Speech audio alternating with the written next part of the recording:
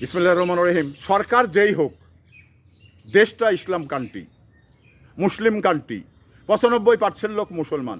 সরকার কে থাকলো এটা বড় বিষয় না, কারণ এই যে অসাম্প্রদায়িক দেশ এই বাংলাদেশ, তো অসাম্প্রদায়িক দেশ, এ দেশে হিন্দুদের ধর্মীয় কাজগুলো তারা করবেন, মুসলমানের যে ধর্মীয় কাজ তারা কিন্তু করবেন।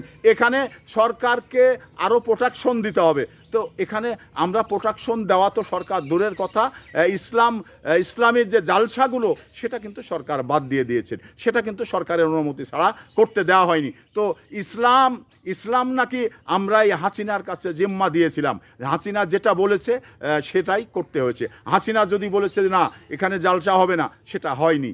যদি মনে করেছেন যে ইসলামের তাফসিরগুলো আমরা ওই জায়গাতে অমুক তারিখে করা হবে, যদি হাসিনা বলেছেন, বেদুইন হাসিনা যদি বলেছেন যাহলে হবে, হয়েছে।